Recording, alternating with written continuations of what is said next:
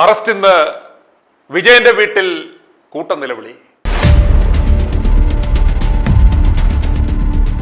50 വാഹനങ്ങളുടെ അകമ്പടിയോടെ ഞരമ്പ് ശശിയുടെ പിൻബലത്തോടെ കഴിഞ്ഞ 10 കൊല്ലം ഒരു ഏകാധിപതിയെ പോലെ കേരളം ഭരിച്ചു മുടിപ്പിച്ച് കുട്ടിച്ചോറാക്കിയ പിണറായി വിജയന്റെ മകൾ തൈക്കണ്ടി വീണയും അവരുടെ മാപ്പിള മുഹമ്മദ് റിയാസും ഇന്ന് രാവിലെ മുതൽ കൊച്ചി ED ഓഫീസിന് മുന്നിൽ കാത്തുകെട്ടി നിൽക്കുകയാണ്. കാരണഭൂതൻ കരുതൽ മനുഷ്യൻ മുൻ മുഖ്യമന്ത്രി വിജയന്റെ മകൾ തന്റെ മുഖം നാട്ടുകാർ കാണാതെ കറുത്ത മാസ്ക് കൊണ്ട് മൂടിയാണ് ഇന്ന് അവിടെ എത്തിയത്. കറുപ്പ് കണ്ടാൽ പെയ് ഇളകുന്ന വിജയന്റെ മകൾ ഇതാ കറുത്ത മുഖംമൂടി അണിഞ്ഞു നിൽക്കുന്നു. വീണയുടെ അപ്പൻ വിജയൻ കരിമണൽ കർത്ത എന്ന കരിമണൽ കൊള്ളക്കാരന്റെ കയ്യിൽ നിന്നും 1,72,00,000 രൂപ കോഴ മേടിച്ച് മകളുടെ ഉടായ്പ് ഷെൽ കമ്പനിയിൽ ഇട്ടു. അതിന് സേവനമൊന്നും നൽകിയില്ല. അതെന്തിനു മേടിച്ചു എന്ന് പറയുവാൻ സാധിക്കുന്നില്ല. അത് കോഴയുടെ പരിധിയിൽ വരും എന്ന് കണ്ടെത്തിയാണ് സീരിയസ് ഫ്രോഡ് ഇൻവെസ്റ്റിഗേഷൻ ഓഫീസ് അഥവാ SFIO വീണയുടെ പേരിൽ കേസ് രജിസ്റ്റർ ചെയ്തത്. ജൂൺ 29 ഹാജരാകാം എന്നായിരുന്നു നേരത്തെ വീണ അറിയിച്ചിരുന്നത്. എന്നാൽ അതൊന്നും പോരാ, ഇന്ന് തന്നെ കൊച്ചിയിലെത്തണമെന്ന് ED വിളിപ്പിച്ചതനുസരിച്ചാണ് രാവിലെ തന്നെ വീണ എത്തിയത്. ഇന്നലെ SFIO കുറ്റപത്രത്തിന്റെ ഭാഗമായുള്ള 134 രേഖകൾ കൂടി EDക്ക് നൽകിയിരുന്നു. രേഖകൾ നൽകുവാൻ നേരത്തെ കോടതി ഉത്തരവിട്ടിരുന്നുവെങ്കിലും SFIOയിൽ നിന്നും അത് ലഭിക്കുവാൻ താമസം നേരിട്ടിരുന്നു. ഈ രേഖകൾ കൂടി മുൻനിർത്തിയായിരിക്കും ഇന്നത്തെ ചോദ്യം ചെയ്യൽ. ജൂൺ 17 നടത്തിയ ചോദ്യം ചെയ്യലിന്റെ തുടർച്ചയായിരിക്കും ഇന്നത്തെ ചോദ്യം ചെയ്യൽ. അന്ന് തുടർച്ചയായി 6 മണിക്കൂർ വീണയെ ചോദ്യം ചെയ്തിരുന്നു. ആദ്യ ചോദ്യം ചെയ്യലിൽ പല രേഖകളും ഹാജരാക്കുവാൻ കൂടുതൽ സാവകാശം വേണമെന്ന് EDയോട് വീണ അപേക്ഷിച്ചിരുന്നു. ഇതിന്റെ അടിസ്ഥാനത്തിലാണ് ചോദ്യം ചെയ്യൽ നീട്ടിയത്. നേരത്തെ ഹാജരായപ്പോൾ വീണ നൽകിയ അക്കൗണ്ട് വിശദാംശങ്ങളും കരാർ രേഖകളും ED വിശദമായി പരിശോധിച്ചു. ഇതിന്റെ തുടർച്ചയായി തിരുവനന്തപുരത്തെ HDFC ബാങ്കിലെ ലോക്കറടക്കം തുറന്ന് പരിശോധന നടത്തുകയുണ്ടായി. വീണയുടെ ചോദ്യം ചെയ്യലിന് തുടർച്ചയായി CMRL, എംപവർ ഇന്ത്യ ക്യാപിറ്റൽ എന്നീ കമ്പനികളുടെ ഡയറക്ടർമാരായ കർത്താ കുടുംബത്തെ ചോദ്യം ചെയ്തിരുന്നു. ഈ മൊഴികളുടെ കൂടി അടിസ്ഥാനത്തിലാണ് ഇന്നുള്ള ചോദ്യം ചെയ്യൽ. കരിമണൽ കമ്പനി നടത്തിയ സാമ്പത്തിക ഇടപാടിന്റെ സുപ്രധാന വിവരമുള്ള തെളിവുകളെല്ലാം വെച്ചുള്ള ചോദ്യം ചെയ്യൽ വീണയ്ക്ക് ഇന്ന് നിർണായകമാണ്. അറസ്റ്റ് അടക്കമുള്ള നടപടികളിലേക്ക് ED കടക്കുവാനുള്ള സാധ്യതയും ഉണ്ട്. അന്വേഷണ പുരോഗതി ED ഡയറക്ടർ രാഹുൽ നവീൻ നേരിട്ട് വിലയിരുത്തുന്നതിനാൽ ഡയറക്ടറേറ്റിന്റെ തീരുമാനങ്ങളും നിർണായകമാകും. 2024 ആരംഭിച്ച അന്വേഷണത്തിനിടയിൽ ആരുടെയും അറസ്റ്റ് ഇതുവരെ ED രേഖപ്പെടുത്തിയിട്ടില്ല എന്നതും ശ്രദ്ധേയമാണ്. അന്തംകമ്മികളെ ഉപയോഗിച്ച് ED ഉദ്യോഗസ്ഥരെ ആക്രമിച്ചതോടെ വിജയന്റെയും മകളുടെയും കഷ്ടകാലം ആരംഭിച്ചെന്ന് പറയാം. അതിന്റെ പ്രതിഫലനമാണ് നാം ഇന്ന് കാണുന്ന തുടർച്ചയായ ചോദ്യം ചെയ്യൽ. യാതൊരു എതിർപ്പും കൂടാതെ, യാതൊരു അക്ഷരവും ഉരിയാടാതെ, യാതൊരു അഹങ്കാരവും കാണിക്കാതെ തൈക്കണ്ടി വീണ പൂച്ചയെപ്പോലെ EDയുടെ മുന്നിൽ പോയി ഇന്ന് നിൽക്കുവാൻ കാരണം അവർക്കറിയാം ഇനി അഹങ്കാരം കാണിച്ചാൽ തൂക്കി അകത്തിടുമെന്ന്. കരിമണൽ കർത്തയുടെ കയ്യിൽ നിന്നും മകളുടെ ഷെൽ കമ്പനിയിലേക്ക് കോടികൾ വാങ്ങി നിക്ഷേപിച്ച വിഷയത്തിൽ മാത്രമാണ് ഇപ്പോൾ ED അന്വേഷണം നടക്കുന്നത്. ഇത് വിവാദമായപ്പോൾ വീണ എക്സാലോജിക് എന്ന ഷെൽ കമ്പനി തിടുക്കപ്പെട്ട് പൂട്ടുവാൻ കാരണം ആ കമ്പനിയിലേക്ക് ഇതുപോലെ പല സ്ഥാപനങ്ങളിൽ നിന്നും കോടികൾ കോഴ വാങ്ങിയതായി ITV ന്യൂസിന്റെ അന്വേഷണത്തിൽ കണ്ടെത്തിയിട്ടുണ്ട്. അതിൽ ചില സ്ഥാപനങ്ങൾ ഇവയാണ്. ഒന്ന്, ദക്ഷിണ കേരളം മഹായിടവകയുടെ കീഴിലുള്ള കാരക്കോണം മെഡിക്കൽ കോളേജിൽ നിന്നും കോടികൾ കൈപ്പറ്റിയിട്ടുണ്ട്. എന്ത് സർവീസാണെന്ന് നൽകിയതെന്ന് വ്യക്തമല്ല. സീറ്റ് മാട്രിക്സ് അട്ടിമറിച്ച് MBBS സീറ്റ് കച്ചവടവും നടത്തുന്നതിന് പിണറായി വിജയൻ ഇവരെ അകമഴിഞ്ഞ് സഹായിച്ചിരുന്നു. അതുപോലെ നിക്കർ വ്യവസായി സാബു ജേക്കബും വെളിപ്പെടുത്തിയിരുന്നു വീണയുടെ ഉടായ്പ കമ്പനിയിലേക്ക് ആദ്യം ലക്ഷങ്ങൾ കോഴ കൊടുത്തത് താനാണെന്ന് തുറന്നു പറയും. തന്റെ കയ്യിൽ ആറ്റം ബോംബ് ഇരിപ്പുണ്ട് എന്നൊക്കെ സാബു അന്ന് ഭീഷണി മുഴക്കിയത് ആരും മറന്നിരിക്കുവാനിടയില്ല. ഈ വിവരവും ഇതുവരെ ED പരിശോധിച്ചിട്ടില്ല. അതുപോലെ മനുഷ്യക്കടത്ത് ഏജൻസിയായ സാന്റാമോനിക്കയും കോടികൾ വീണയുടെ കമ്പനിയിലേക്ക് നൽകിയതായി GST ഡിപ്പാർട്ട്മെന്റ് കണ്ടെത്തിയിട്ടുണ്ടെങ്കിലും ആ വിഷയത്തിലും ബന്ധപ്പെട്ട ഏജൻസികൾ ഇതുവരെ യാതൊരു അന്വേഷണവും നടത്താത്തത് ദുരൂഹമാണ്. പിണറായി വിജയ, ഇതിനെയാണ് കാലത്തിന്റെ കാവ്യനീതി എന്ന് പറയുന്നത്. തീവട്ടി വിജയ, കഴിഞ്ഞ കൊല്ലം നീ എനിക്കെതിരെ എത്ര കള്ളക്കേസുകൾ എടുത്തു, എൻ്റെ വീടും ഓഫീസും റെയ്ഡ് ചെയ്തു. എന്നിട്ട് നിനക്ക് എന്നെ ഒരൊറ്റ ദിവസമെങ്കിലും ജയിലടയ്ക്കുവാൻ സാധിച്ചോ?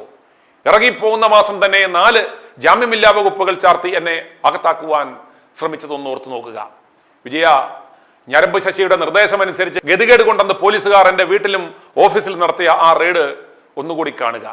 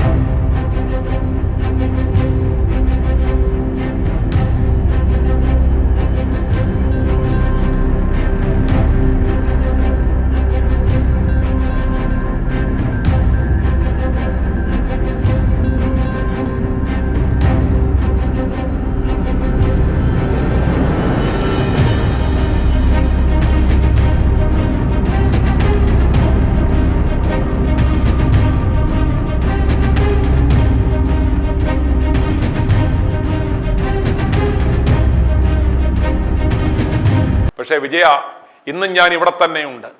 പക്ഷേ ഇപ്പോൾ വിജയന്റെ പുന്നാരമകൾ എറണാകുളത്ത് ED ഓഫീസിന് മുന്നിൽ അകത്താകരുതേ ദൈവമേ എന്ന് പ്രാർത്ഥിച്ചുകൊണ്ട് നിൽക്കുകയാണ്.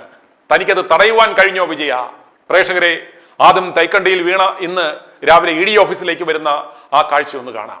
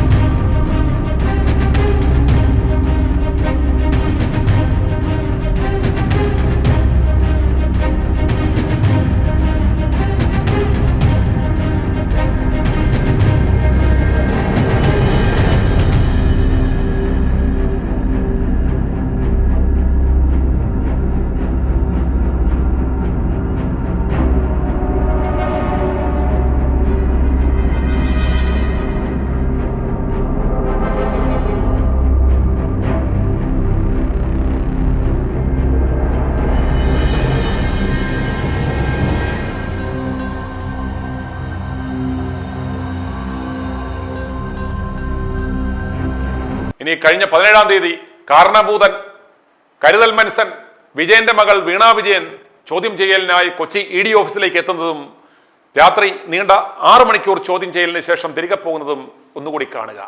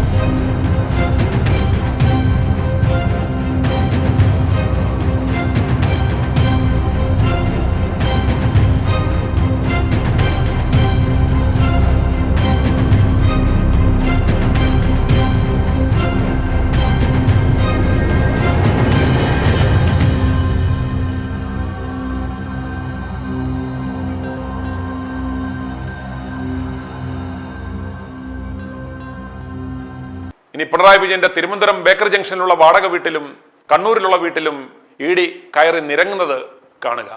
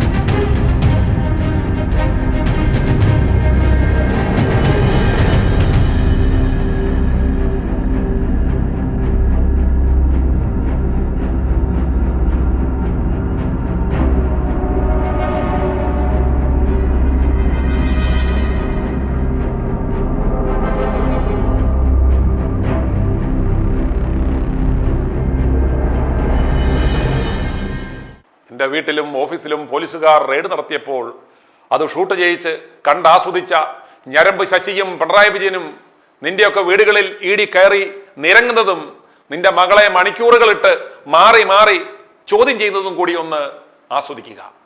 5 കൊല്ലം മുഖ്യമന്ത്രി എന്നല്ല, ഏത് കസേരയിൽ ഇരിക്കുന്നവന്മാർക്കും ഇതൊരു പാഠമായിരിക്കണം. ഭരണം പോയാൽ നിനക്കൊന്നും ഒരു തെരുവുനായയുടെ വില പോലും കാണില്ല എന്ന് ഓർത്താൽ കൊള്ളാം. i2i News, an eye for truth. i2i News subscribe ചെയ്തിട്ടില്ലാത്തവർ ഇപ്പോൾ തന്നെ സബ്സ്ക്രൈബ് ചെയ്യുക. നോട്ടിഫിക്കേഷൻ ലഭിക്കുവാൻ ബെൽ ബട്ടണും അമർത്തുക.